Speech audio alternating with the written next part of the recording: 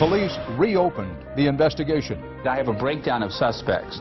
Then 48 Hours looked into the case, and dozens of new witnesses came forward, As we were watching it, I said, oh my God. revealing a startling link with other unsolved crimes. I think that's the guy that attacked me.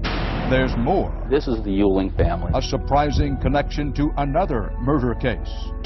4 victims in one family. And then another shot. It went right next to my head. Bill, who was just 11, was the only survivor. What do you remember that night? Just about everything. Aaron Moriarty investigates. Are police finally about to solve a serial killing spree? Did you kill her? And this woman vanished without a trace. I opened the drum up and I could see what appeared to be a human hand. But how do you catch a killer after 30 years? A name popped up. Susan Spencer reports on bringing new evidence to light.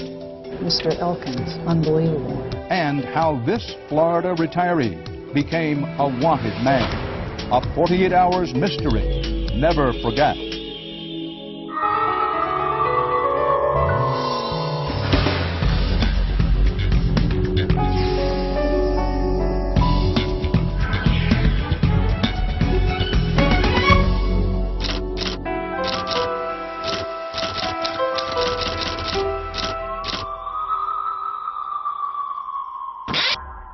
The police have an arsenal of new weapons for solving old crimes. Examine the evidence in a different light, and you just might find an answer to the question, who committed murder? Good evening. For a homicide detective, there are few words sweeter than case closed. Over the past few years, 48 Hours has been tracking a number of unsolved crimes, cold cases that are finally getting solved. Some of them decades old. Tonight we examine 2 murder mysteries. One case goes back over 30 years and hinges on a truly state-of-the-art crime-fighting device. We begin, though, with Aaron Moriarty and a case in which 48 Hours reporting has played a pivotal role, helping uncover crucial links between several crimes, helping investigators to solve a puzzle which has haunted them for years.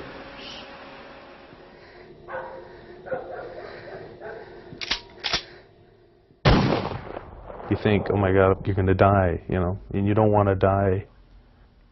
You want to get help. You just have to get out of the house. You just want to get away from there. Bill Euling was only 11 years old when the sound of a single shotgun blast jolted him out of a child's dream world. That tends to wake you up a little bit more. And into a living nightmare. I just kind of glanced over at my brother, and it's like we both were awake, and it's like, hey, what's going on? And about that time, the upstairs light came on. In December of 1978, someone walked into his family's secluded home in St. Cloud, Minnesota, and shot his mother dead. What do you remember that night? Just about everything. Alice Euling's 4 children, in bed upstairs, were next. My brother said, who are you? What happened after your brother asked? The person raised the gun up towards him and shot. And at that point, I became very scared and just pulled the covers over my head and laid in bed. Bill's 13-year-old brother, Wayne, was dead. I heard the person walk away. It sounded like he walked into my sister Susie's room, and she kind of like screamed a little bit. The next 2 gunshots claimed his older sisters, Susie and Patty. And then footsteps back into my bedroom. And then another shot. It went right next to my head. I had my arms up over my head like this, and the shot, I guess, hit right about here.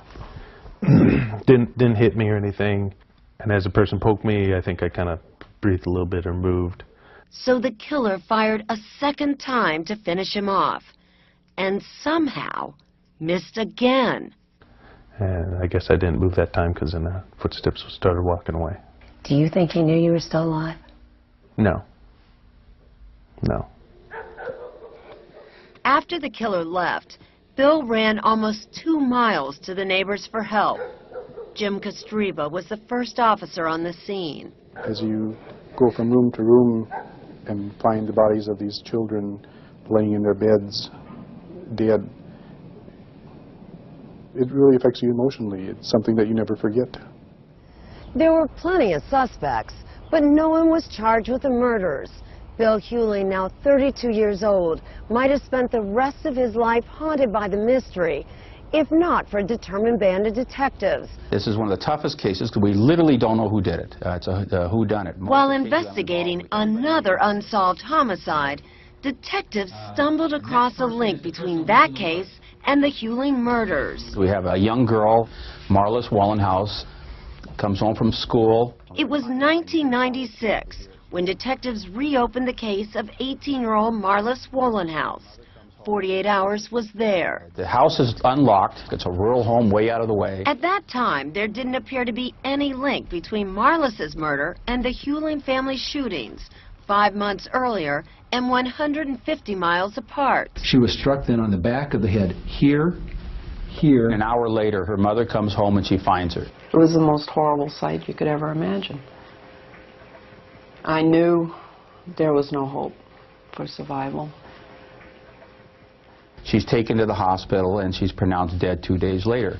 Everett Doolittle heads Minnesota's Cold Case Unit, a division of the Bureau of Criminal Apprehension. In your packet, I have a breakdown of suspects. The list of almost a dozen murder suspects in the Wallenhouse murder The stepfather was looked at quite strong. The next one's a boyfriend, the person that lives in the woods. hadn't changed much, We dusted fingerprints, found nothing, found no weapon anyplace. because in 17 years, there hadn't been enough evidence to indict or eliminate any of them. So we don't have a motive here. We have no DNA, we have no fingerprints. One of the suspects was this man. We're going to talk in here. Neighbor person number one lives in the area. He's a problem. He uses a lot of drugs. When Marlis was murdered, he was just a teenager. You knew her, didn't you? Yes, I did. How did you know her?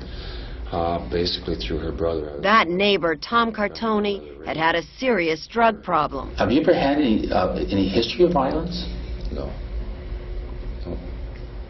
Although Cartoni has never been charged, the ordeal has taken its toll. So many people to this day still seem to feel I had an involvement in it. I was at a party and enjoying myself with some friends, and a young man came up to me and said, quote, "You son of a bitch, you killed her and I'm going to kill you." And he proceeded to pound my butt into the dirt. And then there was this suspect, already in prison for another murder. He's in prison right now for 3 rapes and a brutal murder of a young girl, Diane Edwards. Why was he a suspect? Because in 1981, almost 3 years after Marlis's murder, drifter Joe Turry allegedly confessed to a cellmate that he killed her. She was struck then on the back of the head, here. But what's more, he also confessed to the Hewling murders. We have a confession written by another person, not him, but signed by him and verified it's his signature, and he admits that's his signature. This is the evidence. The confession letters were big news when first reported. In the confession to the Marlis Wallenhouse murder, Joseph Turry said when he found Marlis alone in the home, he went in and asked Marlis to have sex with him. When she refused, now quoting from Turry, "I freaked and hit her 3 or 4 times in the head with the hatchet." In the Hewling murder confession, Turry says he went to the Hewling home armed with a shotgun and a billy club with the intention of raping one of the Hewling daughters. But when he entered the home and went to Mrs. Hewling's bedroom, she recognized him. Turry says, "She told me to leave my house, you pervert. So I shot her above the knees with the shotgun. By this time, I was really going crazy." But even with these confessions, Joe Turry wasn't charged with either Marlis's murder or that of the Hewlings. For one thing, Turry denied dictating the letters. He said he didn't dictate it. He said he signed blank sheets of paper, and this other person made this up. In fact, why should the police believe you? The only person who says Turry did dictate the confessions Well, that's their choice. was his cellmate, who asked us to conceal his identity. You're looking for a deal. You might have set him up. Of course, everybody in life is looking for a deal. Why would I confess to a inmate in the county jail? I took a lie detector test, did he? He won't take a lie detector test. But more significantly, Joe Turry told us he had an alibi for the day of Marlis's murder. He was signed in at his job with Ford Motors. Joe Turry was at work at the time of the murder and couldn't have done it. At least that's what investigators believed for almost 20 years, until Doolittle decided to check out the alibi. Hi, Everett Doolittle here from BCA. In fact, there was a Joe Turry at work that day, but it was Joe Turry Sr., his father. Once Joe Turry's alibi didn't hold up, it changes the whole world in this thing. From then on, Joe Turry became the chief suspect in the Wolin House and the Hewling family murders. But when we aired this story back in 1996, Doolittle still didn't have enough to convict him. That drastically changed when some viewers saw our broadcast. As we were watching it, I started shaking and I said, oh my God, I think that's the guy that attacked me. That's next.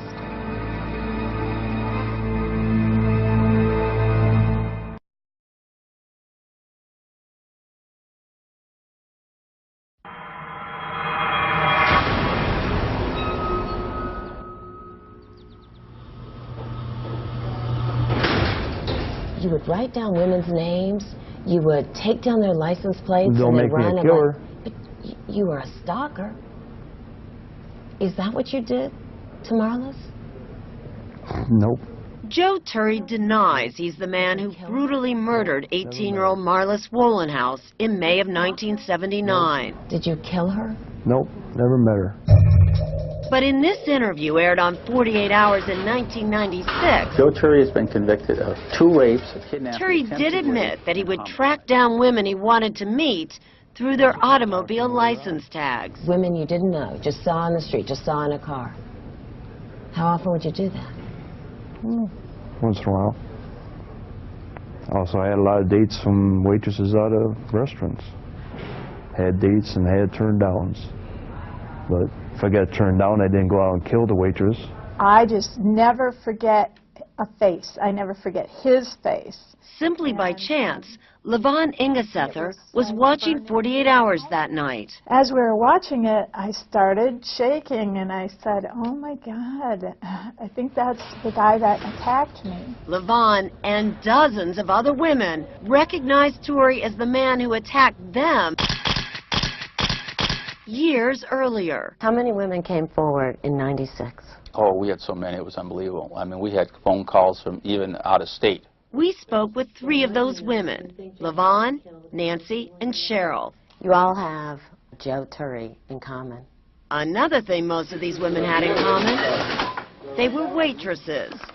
In 1974, Levon had just left for the night when her last customer, a man she now knows to be Joe Turry, jumped out of the bushes. Next thing I knew, he was on top of me and drooling on me, and I don't know if he was kissing me, but I just flung him off me and ran back to where my boyfriend was. 5 years later, Turry forced Nancy, also a waitress at the time, into the back of his van. That quick. And I just started screaming and trying to fight him, and then I thought, you can't overpower him. In a move that may have saved her life, Nancy suddenly stopped fighting. So I said, you might as well just kill me. And I just these words kept pouring out of my mouth. I said, I'm pregnant. My dad just beat the crap out of me and kicked me out of the house. Now you're making up I'm all making of up this? all of it. And he just immediately stopped, and he looked at me, and he got up. Nancy and Levon both say police at the time urged them to forget about the incidents. It was still that boys will be boys mentality. You know, he got a little out of control. Nothing happened, you're okay. Then in 1980, another waitress, 19-year-old Diane Edwards, was attacked and killed. And just 3 weeks after that, I was probably about a half a block from my car when somebody was behind me. Cheryl says Turry also forced her into the back of the van. And then I remember thinking, oh my God, Diane Edwards. I started screaming, and that's when he started smashing my head up against the side of the window. He raped you? Yes, he did, yeah. And then he forced me to perform oral sex on him, too. In Cheryl's case, Turry was charged with rape, but he never went to trial. They had already, by this time, gotten the Diane Edwards thing pinned on him. So at the time, they figured, well, we'll have this guy locked up forever, so rather than putting you through the emotional trauma of another trial, so I said, that's fine. Many of the assaults might have been prevented. When the police pick him up, he has a stocking cap in his vehicle. Before either Nancy or Cheryl was attacked, police stopped Joe Turry in a stolen car. And they find all these papers. Inside, they found hundreds of names, license tags, and telephone numbers of women, mostly waitresses. Where they worked, what they wore, what they drove. But it wasn't enough to hold him, so Turry was released and free until 1981, when he was finally charged and convicted of the murder of Diane Edwards, one of the women he had targeted. The women who came forward convinced Everett Doolittle he did have the right man, that Joe Turry killed Marlis Wollinghouse, also a waitress. But Doolittle didn't have enough evidence to convince a jury until yet another witness came forward after watching 48 hours. The words, "and then I killed her," ring in my head to this day. Dave Hofstad called the cold case detective because he'll never forget what Joe Turry told him back in 1981 while he was an investigator on the Diane Edwards case. When I sat down with him, I asked him, "Joe, can I talk to you?" And he said, "As long as you don't take any notes, no paper or pencils, I'll talk to you." Acting on a hunch that Turry might be behind Marlis's murder, Hofstad asked Turry if he knew her. And he said that she worked at a restaurant, he knew her, he wanted to date her or had dated her. And he said that he had gone to her home and wanted to talk to her. Soon he was in the house waiting for her when she came home, and they argued. And then his statement was, "I killed her." Even though Hofstad reported Turry's admission to his superiors, he was largely ignored as detectives focused on another suspect. But when Hofstad called Doolittle 15 years later, Doolittle immediately knew he'd found the missing piece of his puzzle. One piece alone in this case wouldn't make it. It's when you put them all together. The investigator's testimony was just what Doolittle needed to back up the confession letters he already had from Turry. I freaked and hit her 3 or 4 times in the head with the hatchet. Not guilty. Almost 20 years after Marlis Wollinghaus's death, Joe Turry was charged and convicted of her murder. Nothing will ever bring my daughter back, but I know that I have done the last thing I can do for her. It's finally over for Marlis's mother, but not for Doolittle. There's yet one more mystery to solve. One that could finally eliminate Turry's chances for parole. Can Doolittle prove Joe Turry also killed Bill Hewling's family?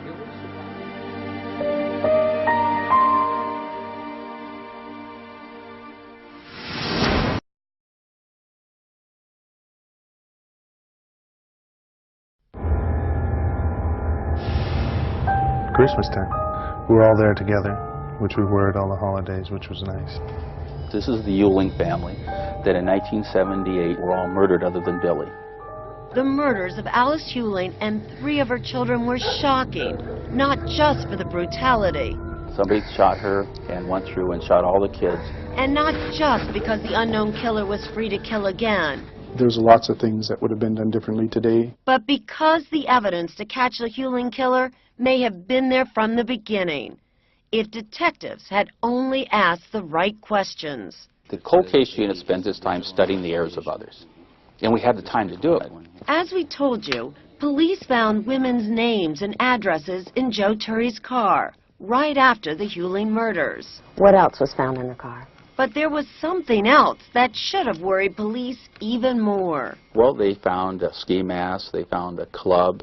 Why is the club found in the car significant? It's an interesting club. It's wrapped in leather and has little circles in it, and there's a bruise on Alice Hewling that's very similar to that. What else was found in the car? A little car. What kind of car? A little Batmobile. A toy car. What was that doing in Turry's vehicle? We find a police report where they interviewed Joe Turry, and Joe Turry got really very agitated, it said, when they asked him whose car this was. The first officer on the scene in 1978, Jim Kostreba. He had first told us that the car belonged to his granddaughter, and when we tried to explain to him that he was a little young to have a granddaughter, he became real flustered. He was only about 27 at the time, right? Right. 20 years later, Doolittle finally did what detectives back then failed to do. We asked Billy, did you have any of these, like a Hot Wheel car? And his answer was, why did you find my Batmobile? Have you or any of the other investigators said, oh my God, why didn't we take that car back to Billy and ask if it was his? I've asked myself that, and I've asked them, you know, why wouldn't this have been done back then? And I can't answer that. Does that bother you when you think about it now? To someone. To think that he was that close, and to think of all the other things that he's did after that. The result was that Joe Turry was free to kill Marlis Wohlenhaus 5 months later, Diane Edwards 2 years after that, and rape at least 4 women in between. I would hate to be the guy who picked him up, you know, and say, oh, we had this guy and we let him go. So whether Joe Turry is convicted of these murders or not could come down to that little car. Oh, it would be a very important part. Yes. There was one other item investigators never bothered to show Bill Hewling, Turry's 1981 confession to the murders. In fact, to this day, no one has ever asked Bill Hewling, the sole survivor, about the confession letter until now. He said he had a blue jacket, blue jeans, a ski mask, stocking cap, and a 12-gauge shotgun. Is all that accurate? Yes. What about the tan van in the backyard? That was our van.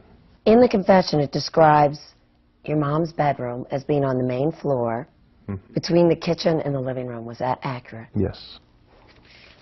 I mean, how would someone know this? You wouldn't unless you were in the house.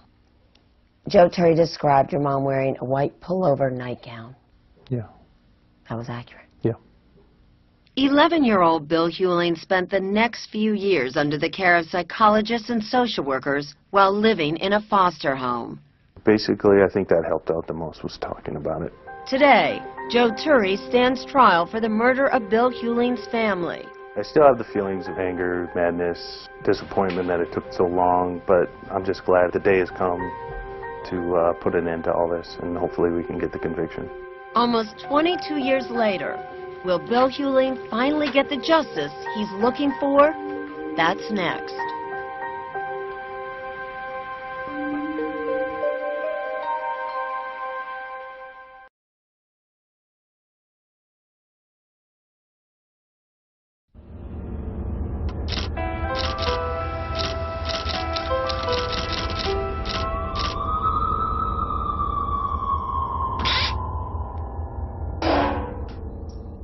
This 500-gallon tank is used by homicide detectives for ballistics testing.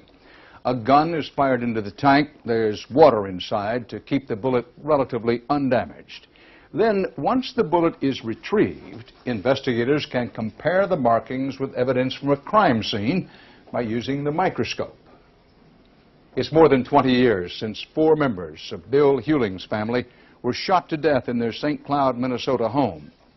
Now, a jury will decide whether that crime was the work of a drifter named Joe Turry, who police say is looking more and more like a serial killer. Here again is Aaron Moriarty.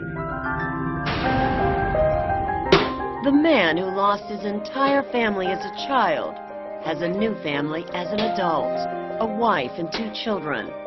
Together, they're trying to make some sense of the past. We want the satisfaction knowing that the jury has decided from all the evidence that, yes, this is the guy. Bill Hewling, a first-class petty officer in the Navy, is about to testify against the man he believes killed his mom, his brother, and his 2 sisters 22 years ago. I wouldn't say I'm frightened about it. I'm a little nervous because it's in front of a jury my first time, and I just hope it all goes well. Fran, the mother of one of Turry's other victims, Marlis Wohlenhaus, will also be there for Joe Turry's final trial. I think the Hewling family deserves justice. And so will Everett Doolittle and his cold case unit. When I was here before, Joe Turry was considered a killer of one woman.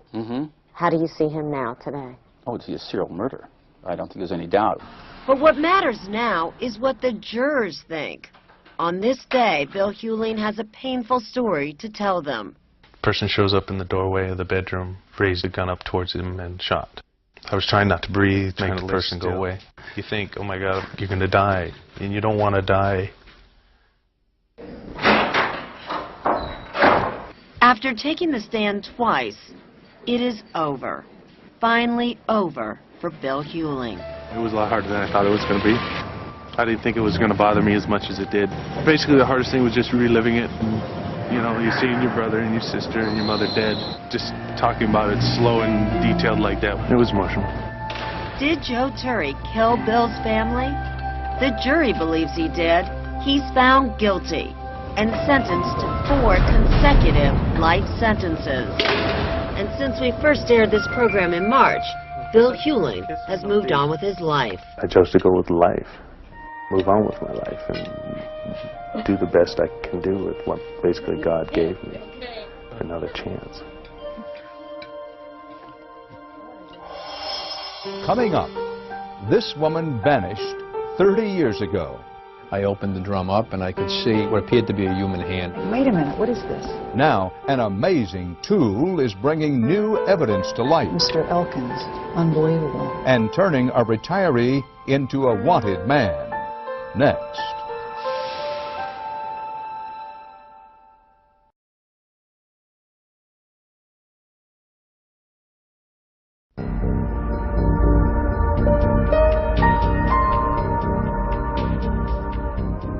Good looks, good character, fun.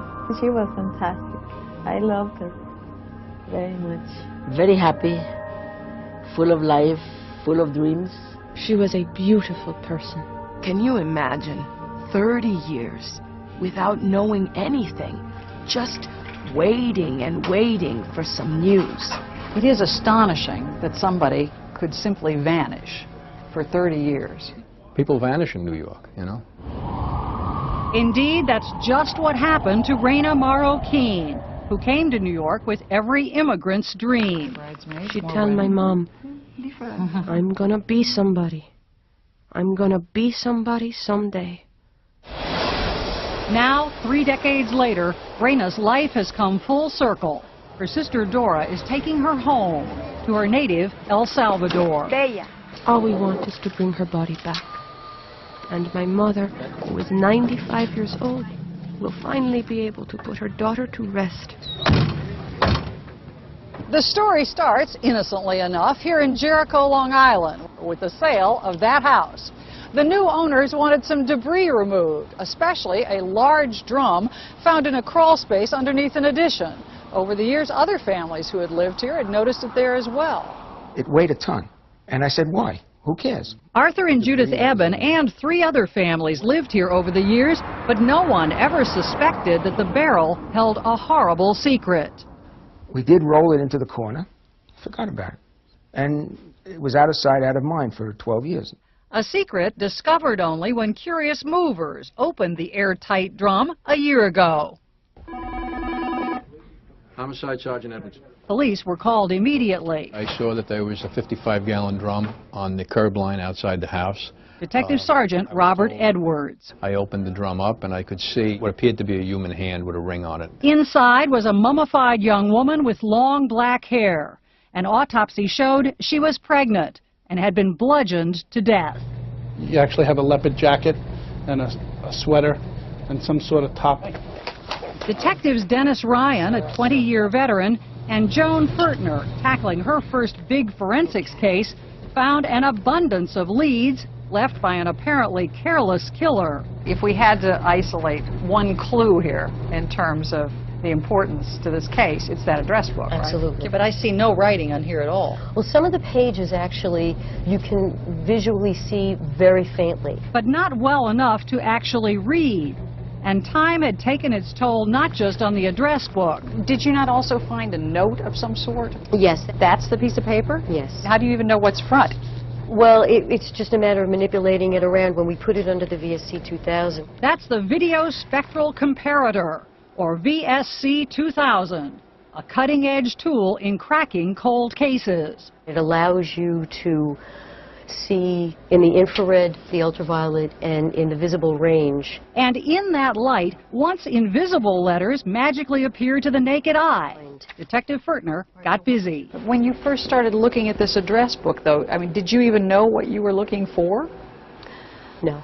I knew I was just looking for names and whatever information I could find from it. And as I was looking at the information on this page, a name popped up with an address. You can just barely make out Marroquin on here. The victim's name, it would turn out, was Reina Marroquin, the girl who'd left El Salvador so full of hope more than 30 years ago. I'm sorry that I don't write often, but I always think of you. Reina left El Salvador in August of 1966, eager for a new start after a failed marriage. For 3 years, she wrote her family here in San Martin regularly. Then, the letters suddenly stopped. What is this? We put announcements in the paper in El Salvador. Young Salvadorian woman missing in New York. Over the years, her sister Dora and the rest of the family accepted that they might never know what happened to Reina. Not knowing about someone you love is so difficult. But back in New York, I was hoping we'd find something, yeah. Detective Joan Fertner found someone who did know and who proved to be the key to unraveling the mystery. The address that's listed in the book, she still resides at that address. This is her friend Kathy. This is her friend Kathy, who knew the entire history of the victim. She was fascinated by New York. Kathy Andrade was Reina Marroquin's best friend. She was so happy to be here. Reina studied English, fashion, and took citizenship classes. Very anxious to become a citizen. She loved this country very much. She had a room in a Catholic home for women, a circle of friends, and a job in a plastics factory. She was full of life, eager to learn. But one day, Kathy says, Reina's happy life began to crumble. I noticed a change in her, and I said, do you have a problem? Then she started to cry, and she says, yes, I have a problem. I am pregnant, I'm going to have a baby. And I was in shock. Reina refused to tell Kathy who the father was. She did admit he was married. He got her a private doctor and an apartment in New Jersey. Do you think she really believed that he was going to marry her? Yes. But that was a promise he had no plan to keep. And this is when she lost her head. Kathy says Reina was desperate. She lost her head, and she called the house and told his wife. After that call to her boyfriend's wife, Reina phoned Kathy in a panic. She says, he's going to kill me. I said, no, just calm down. Nothing is going to happen. Nobody's going to... Yes, she says he's going to kill me. Kathy rushed to her friend's apartment. When I got there and I knocked on the door, nobody answered. And then I really got scared. The door was ajar, warm food left on the stove. Everything was in order. But a winter coat was there. A pocketbook was there. Gloves were there. The boots were there. And it was winter. Reina was gone. I waited for about 4 hours. And I said, no, I better get to the police. And I went to the police. But the police said, are you a relative? Oh, he said, don't worry. Took off with her boyfriend, come back in about a week. But who was this mysterious boyfriend? Wait a minute, what is this? The clue that led to a killer. Mr. Elkins. Next on 48 Hours. Unbelievable.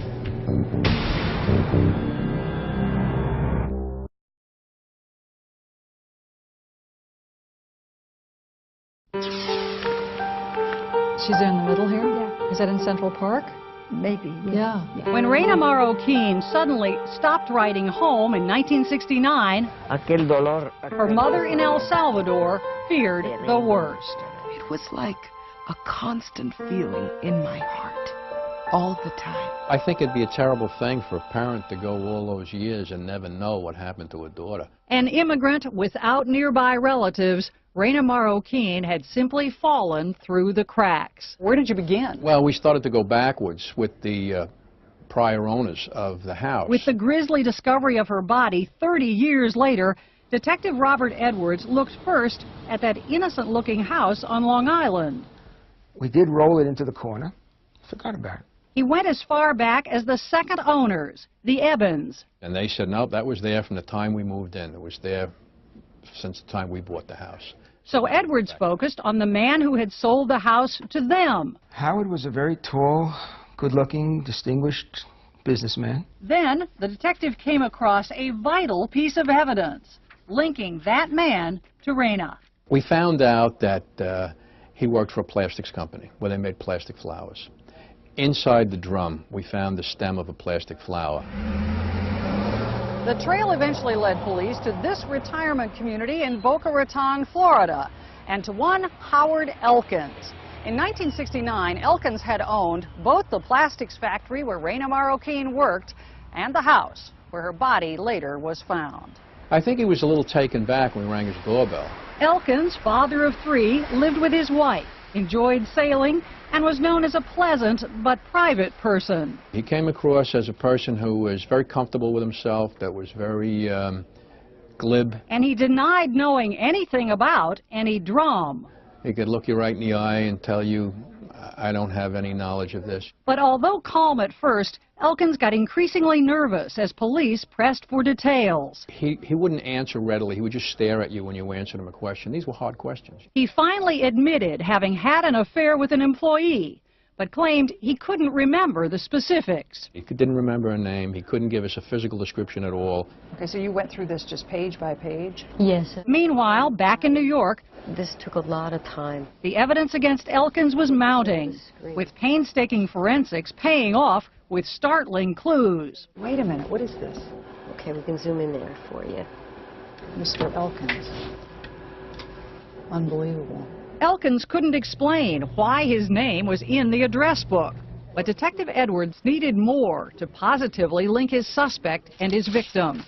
There came a time when we asked him if we could take a DNA swab of the inside of his mouth, and he refused that. Remember, Rena was pregnant when she died, and DNA could determine if the unborn child was Elkins, giving him a possible motive for the crime.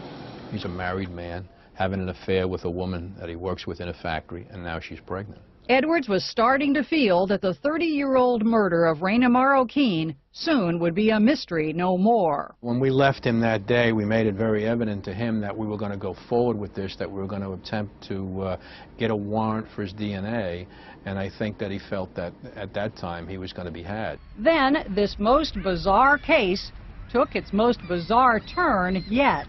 The whole day went by before the warrant was issued. We called into the office here, and we were told that the Boca Raton police were looking for us.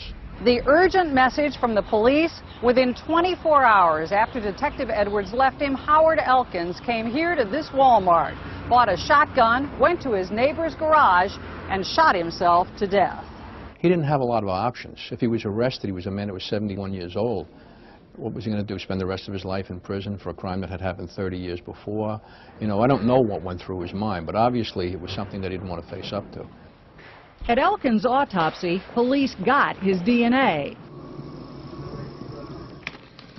How did it come out, Mike? What did they give us? The probability of paternity is 99.93%. 99.93%. And in that note from Rena's address book, they found even more evidence that her affair with Elkins may have cost her her life. You can see, don't be mad.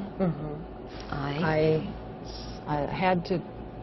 No, there's a T, an O, an L, and a D. Don't be mad, I told the truth. Did a chill go up your spine when you heard that?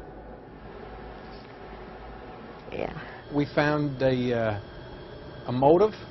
We found a suspect. And I think the case is basically closed at this time. As for exactly what happened that winter day 3 decades ago, I think he comes to the apartment, takes her out of there. I think he takes her to the factory. There's no doubt in my mind that he's the one that killed this woman. I don't think he knew what to do with her. I think he had a plan that he was going to package her up and perhaps get rid of her. But once the package was completed, it was just too heavy for one person to move. And I think at that time he was stuck. For her loved ones, after 30 years, details don't seem nearly as important as the fact that Rena Marroquin is finally back home. Now I know she's with me. She came flying like a dove back to her home. I feel happy that finally she's rested in peace in El Salvador where she belongs. My sister is still alive with us. We will never forget her. A remarkable story, a remarkable case. Even though long-standing cold case murders are being solved with growing frequency, it's ironic that newer cases are proving tougher to crack, according to the FBI. There are several reasons, including that perpetrators are more skillful at getting around high-tech police tools. For example, learning how not to leave DNA evidence at the scene. Also, witnesses seem increasingly reluctant to testify. Fortunately, there's always one constant in the crime-solving equation: dedicated detectives who keep on caring no matter how much time goes by. So it was with Raina Marroquin, even 30 years after the Salvadorian immigrant disappeared, and the murders of Bill Hewling's family and Marlis Wohlenhaus over 20 years ago. The American justice system and the police have their imperfections, but they also still have the capacity to never forget. That's 48 Hours for tonight. Now, here's a preview of our next broadcast. There was a school of medicine. This family was forced out of their home when something mysterious moved in. This is not overdoing. No, absolutely not. It's a toxic mold that can turn deadly. In layman's terms, told me that I had brain damage. And it's more common than you might think. The daughter of racing champ Al Unser Jr. was paralyzed by a mysterious infection overnight. I looked to my mom and said, "What's happening to me?" And this 3-year-old died from something in the water at a county fair. We literally pick up germs that can make us ill every day. And we're always playing a Russian roulette game. Protecting yourself against invisible killers. Tomorrow. I'm Dan Rather. Thanks for choosing CBS. Stay tuned now for your late local news. Tomorrow morning, be sure to watch The Early Show with Grant Gumbel and Jane Clayson. Then we'll see you tomorrow night on the CBS Evening News.